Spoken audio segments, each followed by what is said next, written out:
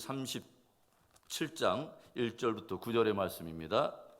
브살렐이 조각목으로 궤를 만들었으니 길이가 2규빗 반, 너비가 1규빗 반, 높이가 1규빗 반이며 순금으로 안팎을 싸고 위쪽 가장자리로 돌아가며 금테를 만들었으며 금고리 넷을 부어 만들어 네 발에 달았으니 곧 이쪽에 2고리요 저쪽에 2고리이며 조각목으로 채를 만들어 금으로 싸고 그 채를 궤 양쪽 고리에 꿰어 궤를 매게 하였으며 순금으로 속죄소를 만들었으니 길이가 2규빗 반, 너비가 1규빗 반이며 금으로 그룹 둘을 속죄소 양쪽에 쳐서 만들었으되 한 그룹은 이쪽 끝에 한 그룹은 저쪽 끝에 곧 속죄소와 한 덩이로 그 양쪽에 만들었으니 그룹들이 그 날개를 높이 펴서 그 날개로 속죄소를 덮었으며 그 얼굴은 서로 대하여 속죄소를 향하였더라.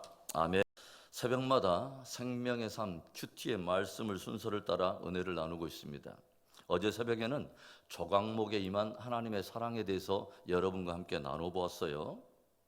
조각목은 광야 사막과 같은 척박한 땅에서 모가 나고 구부러져 자라는 아카시아과의 나무입니다. 그런데 하나님께서는 그 볼품없어 보이고 하찮아 보이는 조각나무로 성막을 세우는 널판 기둥을 세우시더니 바로 은받침 위에 그 조각목 널판을 세우실 뿐만 아니라 그 널판들을 모두 금으로 싸시는 것을 우리가 보게 되었습니다.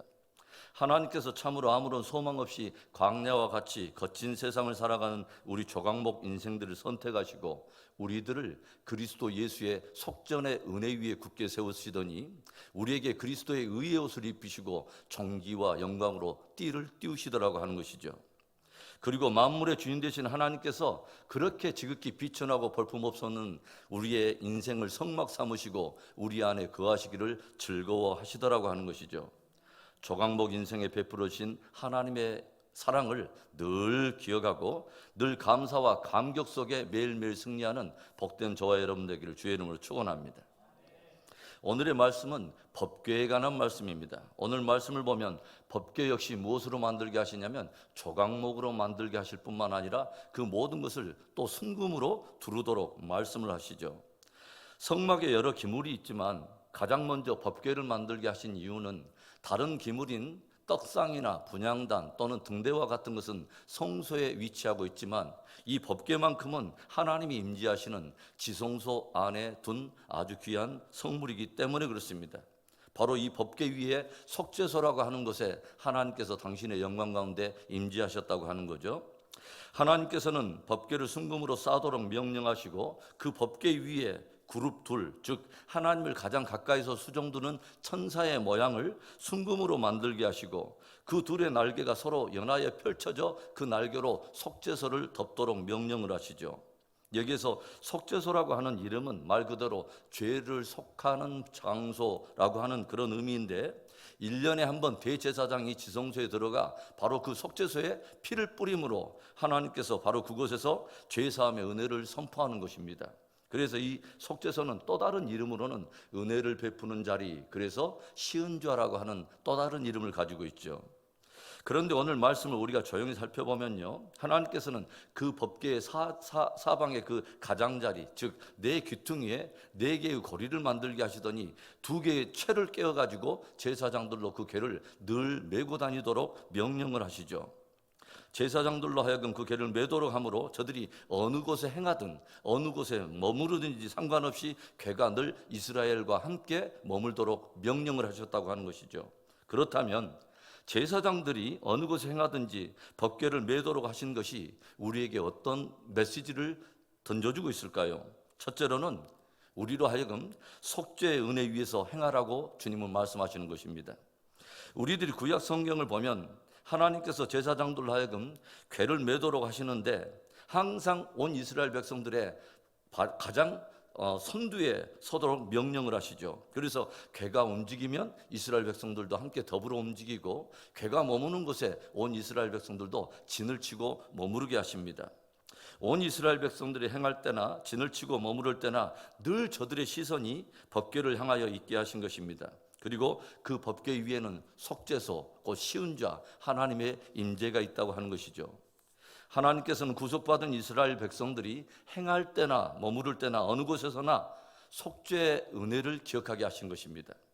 저들이 애굽을 벗어나서 생명을 얻고 오늘 광야를 전진해가는 매 순간순간이 바로 그 속죄의 은혜 위에 세워진 하나님께서 주신 축복의 시간이라고 하는 것을 늘 기억하게 하셨다고 하는 것이죠. 그리고 저들이 실패하거나 넘어질 때라도 저들에게 다시 죄사함을 얻고 자유케 되는 쉬운 자가 저들에게 있다고 하는 것을 주님은 기억하게 하셨다고 하는 것입니다. 히브리서 4장 16절에 이런 보배로운 말씀이 있죠. 그러므로 우리는 긍휼하심을 받고 때를 따라 돕는 은혜를 얻기 위하여 은혜의 보좌 앞에 담대히 나아갈 것이니라. 때를 따라 돕는 은혜를 얻기 위하여 은혜의 보좌, 쉬운 자에 담대히 나아갈 것이니라 말씀하셨다고 하는 거죠. 우리들은 늘 은혜의 보좌가 있다고 하는 것을 늘 기억해야 합니다. 긍휼하심을 입기 위해서 또 때를 따라 돕는 은혜를 얻기 위해서 늘 은혜의 보좌 앞에 담대히 나가야 한다고 하는 것이죠. 마치 제사장이 어느 곳에 행하든지 쉬운 자가 있는 법궤를 메었듯이 저와 여러분이 어느 곳에 행하든지 속죄의 은혜 위에 굳게 설 때에만 우리의 신앙은 승리할 수 있습니다. 보혈의 능력, 십자가의 은혜 위에 굳게 설 때 우리가 승리할 수 있다고 하는 것이죠. 사랑하는 성도 여러분, 오늘도 속죄의 은혜 위에 굳게 행하십시오.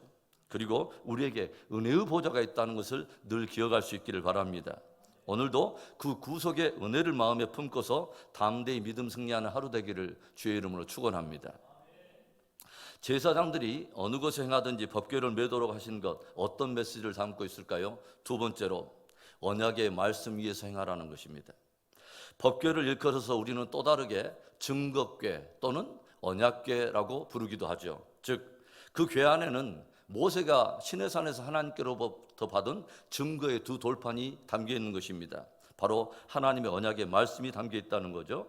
그래서 제사장들이 온 백성들 앞에 서서 이 법궤를 메고 행진하는 것은 구속받은 이스라엘 백성들은 늘 하나님의 언약의 말씀을 맨 앞에 두고 행해야 된다고 하는 것을 우리에게 가르치고 있다고 하는 것이죠. 여러분, 하나님께서 당신의 백성들을 위해 베푸시는 모든 일은 당신의 언약의 말씀 위에서 행하고 있는 당신의 은혜라는 것을 여러분 아십니까? 그래서 그들이 그 궤를 앞세워 나갈 때마다 하나님께서는 저들에게 승리를 주시고 이기게 하시고 돌파하게 하시는 것을 우리가 목격하게 되지 않습니까? 우리 믿음의 성도들이 우리의 삶 속에 가장 먼저 앞세우고 나가야 할 것이 바로 하나님의 언약의 말씀인 것입니다.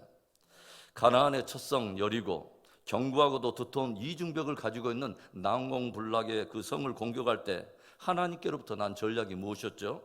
온 백성들로 하여금 잠잠하게 하시고 제사장들은 양강나팔을 불어대며 법궤를 메고서 행하게 하시고 온 백성들과 군사들이 그 뒤를 따르게 하신 것입니다. 그래서 온 백성들의 귀는 마음을 전심으로 기울여서 양강나팔 소리를 듣게 하시고 저들의 눈은 오직 언약궤, 즉 말씀이 담겨있는 궤를 주목하게 하신 것이죠. 그리고 그 외에 다른 어떤 사람의 소리도 들리지 못하도록 엄히 명령하시죠. 양각은 곧 양의 뿔을 말하는 것입니다. 저들이 귀를 기울이고 들어야 할 것은 오직 양의 뿔로 만든 나팔 소리를 들어야 한다는 것이죠. 무엇일까요? 어린 양의 복음, 피의 복음, 십자가의 복음을 들어야 된다는 것이죠. 그리고 저들이 주목해야 할 것은 바로 언약궤입니다. 저들이 주목하고 마음을 기울여야 할 것이 바로 하나님의 언약의 말씀이라고 하는 것이죠. 그리고 온 이스라엘 백성들이 그렇게 양각 나팔 소리에 귀를 기울이고 하나님의 언약을 주목하고 기억하게 되면서 결국은 그 여리고성이 결국은 무너지게 되죠. 매일 그렇게 양각 나팔 소리를 듣고 언약궤를 주목하면서 매일 그 성을 한 바퀴씩을 돌게 하시더니 마지막 7째 날에는 7바퀴를 돌고 저들이 함성을 지를 때 그 여리고성은 무너지고 말았다고 하는 것입니다. 사랑하는 여러분, 제사장들이 어느 곳을 행하든 언약궤를 메고 행하였듯이 하나님의 언약의 말씀을 메고 그 위에서 행하시기를 바랍니다. 양각나팔 소리에 귀를 기울이고 오직 언약궤를 주목하며 행하였던 저들이 승리했던 것처럼 오직 언약의 말씀 위에서 행함으로 가는 곳곳마다 승리하게 되는 저와 여러분의 신앙, 우리의 삶이 되기를 다시 한번 주님의 이름으로 축원합니다. 제사장들이 어느 곳에 행하든지 법궤를 메도록 하신 것, 어떤 메시지를 담고 있을까요? 마지막 세 번째로는 하늘 성전, 하늘 번향이 있음을 기억하며 행하라고 하는 것입니다. 법궤 위에는 하나님께서 범죄한 인생들에게 죄 사함을 선포해 주시는 속죄소, 은혜를 베푸는 시은자가 있다고 말씀을 드렸어요.